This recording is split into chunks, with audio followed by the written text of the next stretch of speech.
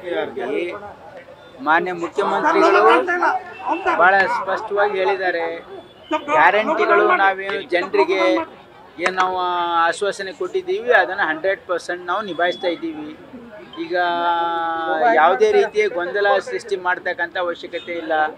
ನಾವು ಏನು ಗೃಹ ಲಕ್ಷ್ಮಿ ಆಗಿರಲಿ, ಗೃಹ ಜ್ಯೋತಿ ಆಗಿರಲಿ, ಅನ್ನಭಾಗ್ಯ ಆಗಿರಲಿ ಅಥವಾ ನಮ್ಮ ಶಕ್ತಿ ಕಾರ್ಯಕ್ರಮ ಆಗಲಿ, ಯುವ ನಿಧಿ, ಇವು 5 ನಮ್ಮ ಗ್ಯಾರಂಟಿಗಳಿವೆ.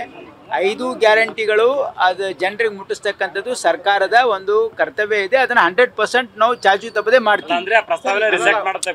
ಇಲ್ಲ ಪ್ರಸ್ತಾವನೆ ಅವ್ರು ನೋಡಿ, ಇಲಾಖೆಯವರು ಅವರಿಗೆ ಏನು ನನಗೆ ಗೊತ್ತಿಲ್ಲ, ಅದ್ರ ಬಗ್ಗೆ ಮಾಹಿತಿ ಇಲ್ಲ.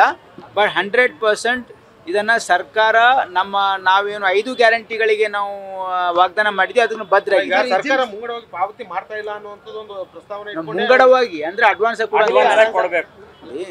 ಅಡ್ವಾನ್ಸ್ ಯಾವುದು ಈಗ ನಮ್ಮ ಹತ್ರ ಈ ಹಿಂದಾದ್ರೂ ಕೂಡ ಇನ್ ಟೈಮ್ ಹಂಗೆ ಹೇಳಿರ್ಬೋದು. ನೋಡಿ ಈಗ there is ways and means ಏನಂತಂದ್ರೆ ಫೈನಾನ್ಸ್ ಡಿಪಾರ್ಟ್ಮೆಂಟು ಫಂಡ್ ಫ್ಲೋ ಅಂದರೆ ಮನಿ ಫ್ಲೋ ಯಾವ ರೀತಿ ಮ್ಯಾನೇಜ್ಮೆಂಟ್ ಮಾಡೋದ್ರಲ್ಲಿ ಅದು ಸ್ವಲ್ಪ ಹೆಚ್ಚು ಕಮ್ಮಿ ಆಗಿರುತ್ತೆ ಟೈಮು.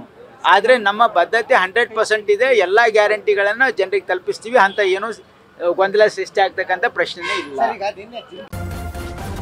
ನ್ಯೂಸ್ ಫಸ್ಟ್ ನಿರ್ಭೀತಿಯಿಂದ ನಿಮ್ಮ ಪರವಾಗಿ.